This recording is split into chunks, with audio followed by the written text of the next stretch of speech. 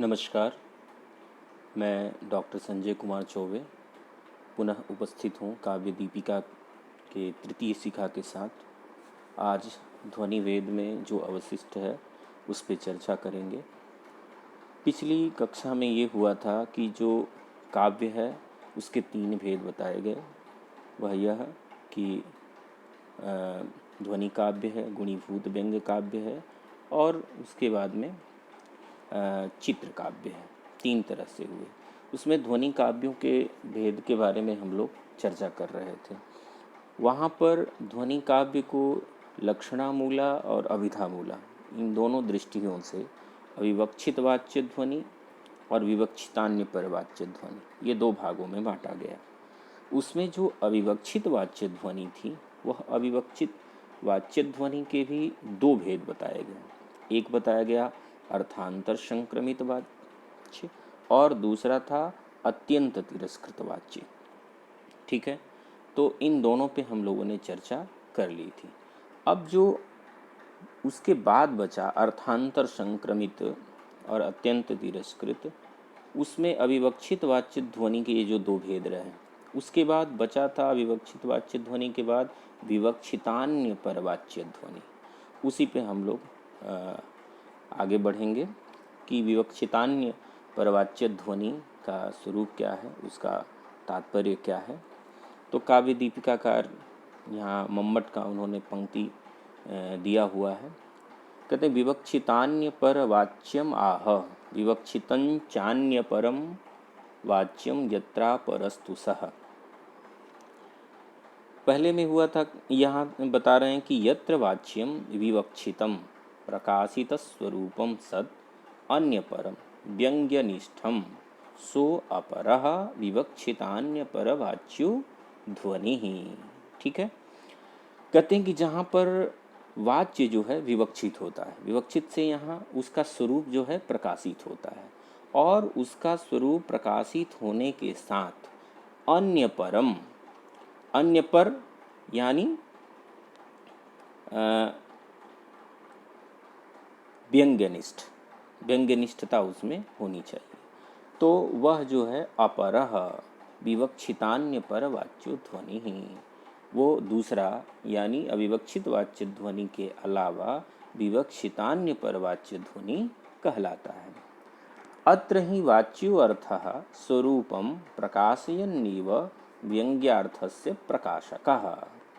यहाँ पर जो वाच्यार्थ है, जो वाच्य यानी मुख्य अर्थ है, उसका स्वरूप प्रकाशित होता हुआ जो व्यंग्य अर्थ है उसका स्वरूप भी प्रकाशित होता है। यानी वाच्य अर्थ जो है अपना स्वरूप तो प्रकाशित करता ही है, साथ साथ वह क्या करता है, जो व्यंग्य अर्थ है उस व्यंग्य अर्थ का भी यह प्रकाशक होता है।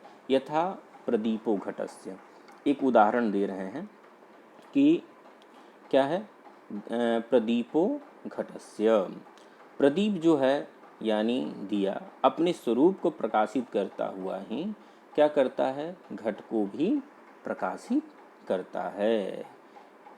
वह अपना भी स्वरूप प्रकाशित करता है यानी वाच्य अपना भी अर्थ प्रकाशित करता है, साथ साथ जो है व्यंग्य अर्थ को भी करता है। तो यहाँ पर भी यह जो है घड़ा प्रदीप अपने स्वरूप को प्रकाशित करता है और साथ साथ घड़े को भी प्रकाशित करता है। ये बातें बताई गई। अब ये जो है विवक्षितान्य पर वाच्य ध्वनि, इसके भी 2 भेद बताए गए, वो हम लोग आगे देखेंगे। तद विभागः, उसका जो है विभाग किया गया, 2 भाग में बांटा गया। और वो 2 भाग क्या है, सच द्विविधः, 2 प्रकार का होता है। असंलक्ष्य क्रम व्यंग्यः संलक्ष्य क्रम व्यंग्यश्च। ठीक है, पहला है असंलक्ष्य क्रम व्यंग्य और दूसरा है संलक्ष्य क्रम व्यंग्य। इसका देख करके लगता है बड़ा समास युक्त पद होने के कारण कठिन, लेकिन इसका सामान्य सा ही अर्थ है। सामान्य ये अर्थ इसको समझेंगे कि संलक्ष्य क्रम व्यंग्य। ठीक है, तो उसी को यहाँ पर एक पंक्ति बताते हैं, यदाह स एव कोप्यलक्ष्य क्रम व्यंग्यो लक्ष्य व्यंग्य क्रम परः। उसी की व्याख्या करते हुए लिखते हैं कि असंलक्ष्य क्रम जो व्यंग्य है उसका तात्पर्य क्या है, उसका मतलब क्या है। तो उसकी विवृति में काव्य दीपिकाकार लिखते हैं कि न संलक्ष्य, संलक्ष्य से तात्पर्य यहाँ सम्यक अनुभूयमान, अच्छे तरीके से जिसका अनुभव किया जाए, वह अच्छे तरीके से जो अनुभव में आए वो संलक्ष्य है। तो जिसका क्रम, प्रतीति का क्रम, बोध का जो क्रम है वह अच्छी तरह से समझ में आ रहा है कि रस की प्रतीति हो रही, इस चीज़ की प्रतीति हो रही है और उसका क्रम जो है समझ में आ रहा है, तो उसको कहेंगे संलक्ष्य क्रम। और यहाँ न शब्द है, ध्यान रखना है कि न संलक्ष्य क्रमः, क्रम तो है लेकिन वह सम्यक रूप से अच्छे तरीके से अनुभूयमान नहीं है।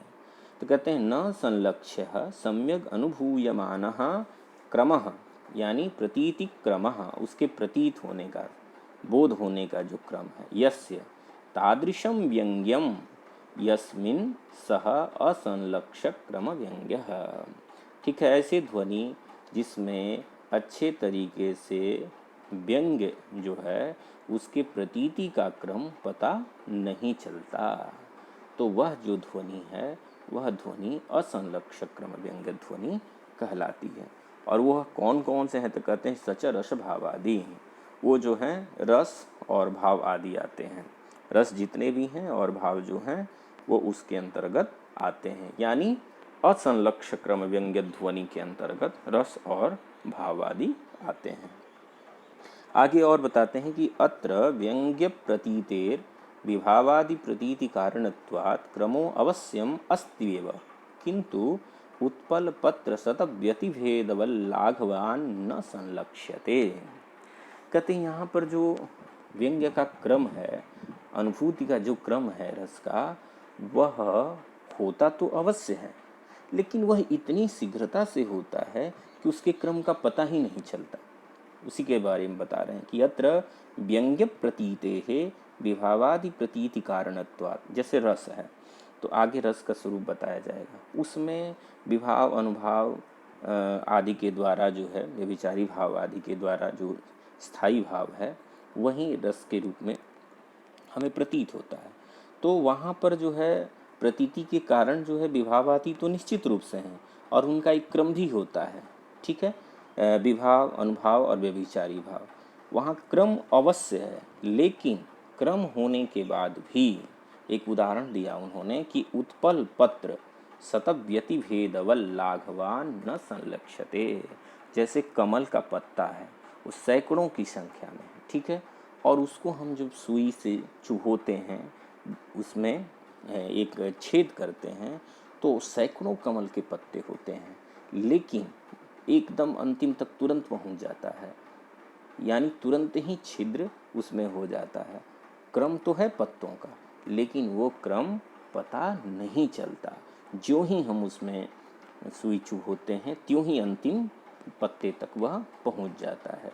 तो पत्तों का क्रम है, सुई के चुभने का क्रम है, लेकिन इसके होने के बावजूद भी वह इतनी जल्दी में होता है कि उसका पता नहीं चलता। तो वही कह रहे हैं कि अच्छे तरीके से जहाँ पर प्रतीति का क्रम जो है, व्यंग के प्रतीति का क्रम नहीं होता, वहाँ पर जो है असंलक्ष्य क्रम व्यंग्य ध्वनि होती है और रस भाव आदि उसके अंतर्गत आते हैं। आगे अब चलते हैं, ये तो बात हो गई। अब रस की बात आई तो बताते हैं कि भाई अब रस है क्या, तो उसके स्वरूप पर चर्चा करते हैं। यहाँ पर कहते हैं कि अथ रस निरूपणम, रस और भाव आदि जो है असंलक्ष्य क्रम व्यंग्य ध्वनि के अंतर्गत आते हैं। तो असंलक्ष्य क्रम व्यंग्य ध्वनि के अंतर्गत आने वाले रस पर अब चर्चा कर रहे हैं कि अथ रस निरूपणम, रस का जो है निरूपण कर रहे हैं। अथ कोयम नाम रसा, यह रस क्या है, और केच विभावादय, और विभाव अनुभाव आदि ये जो है कौन कौन से हैं, तो इसके बारे में कहते हैं इत्याहुर मम्मट भट्ट पादा। तो कहते हैं इसके बारे में मम्मट भट्ट यानी आचार्य जो मम्मट हैं उन्होंने काव्य प्रकाश में बताया है कि रस का स्वरूप क्या है और विभावादि ये सब क्या है। तो उसके लिए कारिका, यहाँ पर 2 कारिकाएं उन्होंने लिखी हैं। पहली है कारिका कारणान्यथ कार्याणि सहकारीण्यानि च रत्यादेः स्थायिनो लोके तानि चेन्नाट्य काव्ययोः। और तानि चेन्नाट्य काव्ययोः, यहाँ पर एक छूट गया है स्लाइड में कि विभावाः अनुभावाश्च कथ्यन्ते व्यभिचारिणः व्यक्तः स तैर्विभावाद्यैः स्थायी भावो रसः स्मृतः। आप इसको देख सकते हैं अलग से, यहाँ पर एक कारिका मिस हो गई है। कारणान्यथ कार्याणि सहकारीणि यानि च रत्यादे स्थायिनो लोके तानि चेन्नाट्य काव्ययोः। अविभावाः अनुभावाश्च कथ्यन्ते व्यभिचारिणः व्यक्तः स तैर्विभावाद्यैः स्थायी भावो रसः स्मृतः। अब इसकी व्याख्या, इसको समझिए। कहते हैं कि जो रस के बारे में बता रहे हैं कि जो रति आदि स्थायी भाव हैं, रति उत्साह आदि, वो हर जितने भी रस हैं उन सारे रसों के अलग अलग जो है स्थायी भाव होते हैं। तो कहते हैं कि रति आदि जो श्रृंगार का स्थायी भाव जो है रति है, तो रति आदि जो स्थायी भाव हैं उनके जो कारण हैं, उनके जो कार्य हैं और उनके जो सहकारी, ठीक है, सहयोगी कारण हैं, वो सब यदि हम उनका प्रयोग नाट्य में और काव्य में, ठीक है, नाटक में या काव्य में, महाकाव्य इत्यादि में उनका यदि हम प्रयोग करते हैं तो क्या होता है कि विभावाः अनुभावाश्च कथ्यन्ते व्यभिचारिणः, उन्हीं का नाम जो है बदल करके 3 अलग अलग चीज़ें हो जाती हैं। ध्यान रखना है कि जो कारण है, स्थायी भाव के जो कारण हैं, जो कार्य हैं और जो सहकारी हैं, वो क्रमशः जो है विभाव, अनुभाव और व्यभिचारी भाव कहलाते हैं। यदि उनका हम प्रयोग नाटक में और काव्य में करते हैं, सामान्य रूप से जो हमारे ज़िंदगी में जो चीज़ें होती हैं वो कारण कहलाती हैं, लोक व्यवहार में कार्य कहलाती हैं और सहकारी कारण कहलाती हैं, सहकारी होती हैं। लेकिन वहीं जब चीज़ें काव्य में और नाट्य में उनका हम प्रयोग करते हैं तो वो विभाव, अनुभाव और व्यभिचारी भाव कहलाते हैं। यानी जो कारण है रति आदि स्थायी भाव के जो कारण हैं उनको हम विभाव कहते हैं और जो कार्य हैं उनको हम अनुभाव कहते हैं और जो सहकारी हैं वो जो है व्यभिचारी भाव कहलाते हैं। और इन्हीं तीनों के द्वारा, विभाव, अनुभाव और व्यभिचारी से जो स्थायी भाव है वह स्थायी भाव अभिव्यक्त होकर के, प्रकाशित होकर के, और वहीं जो है रसः स्मृतः, रस का स्वरूप धारण कर लेता है। तो यहाँ स्पष्ट हो गया कि जो विभाव हैं, अनुभाव हैं और व्यभिचारी भाव हैं, उन्हीं इन तीनों के द्वारा, विभावादि के द्वारा जो स्थायी भाव है वहीं व्यक्त हो करके, प्रकाशित हो करके और वहीं रस के रूप में मान लिया जाता है। उसकी विवृत्ति में बताते हुए कह रहे हैं कि रत्यादेर इत्यादि पदेन हासोत्साहादयो गृह्यन्ते। शुरू में यहाँ कारिका में कहा गया कि रत्यादि स्थायिनो लोके, तो रत्यादि स्थायिनो लोके से तात्पर्य है कि रति आदि जो भी उत्साह, जो भी स्थायी भाव हैं, जैसे आदि पद से हास है, उत्साह है, ठीक है, हास्य रस का हास है और वीर रस का उत्साह है, इस तरह से तो अलग अलग सारे यहाँ स्थायी भाव ग्रहण कर लिए जाएंगे। लौकिके उत्साहादीनां वक्ष्यमाणानां स्थायी भावानां कारणानि, ठीक है, उत्पादक रूपाणि नायक प्रतिनायकादीनि, ठीक है।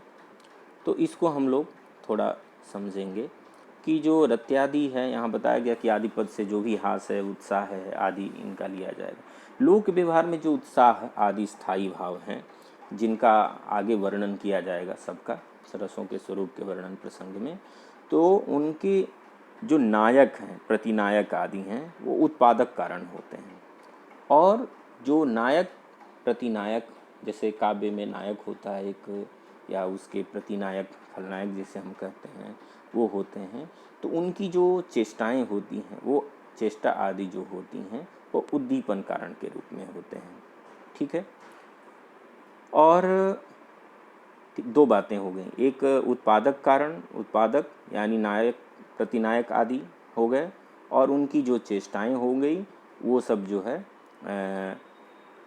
उद्दीपन के रूप में आ जाएंगी।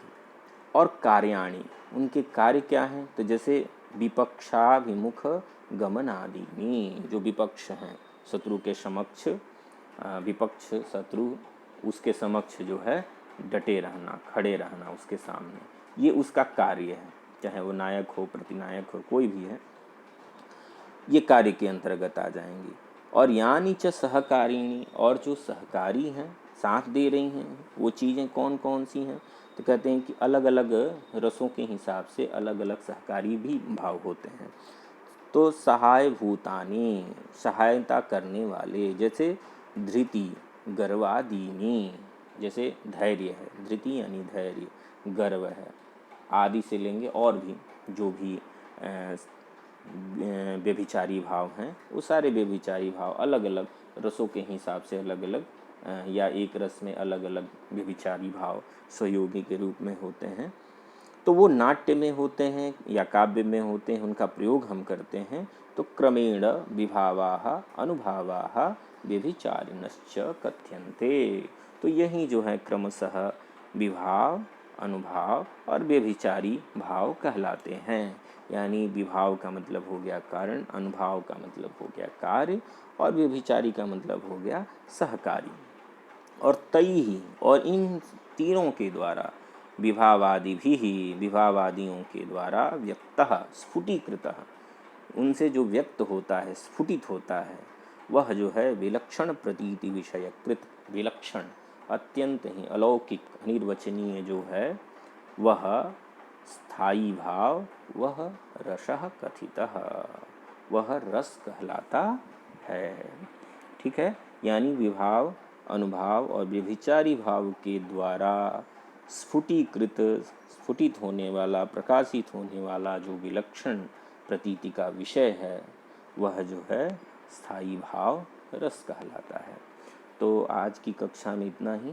हम लोगों ने ये समझा कि जो ध्वनि है उसी का भेद शुरू में बताया, अविवक्षित और विवक्षितान्य परवाच्य ध्वनि में विवक्षितान्य परवाच्य ध्वनि के अंतर्गत ही रस भाव आदि आते हैं।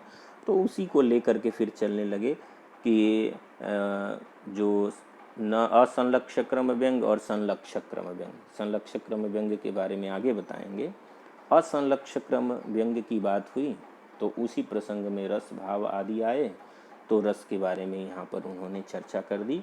तो आज रस का स्वरूप बताया, फिर उसके बाद में कौन कौन से रस हैं, उनके स्थायी भाव क्या हैं, व्यभिचारी भाव कौन कौन से हो सकते हैं, इन सभी चीज़ों पर अगली कक्षा में हम लोग चर्चा करेंगे। बहुत बहुत धन्यवाद।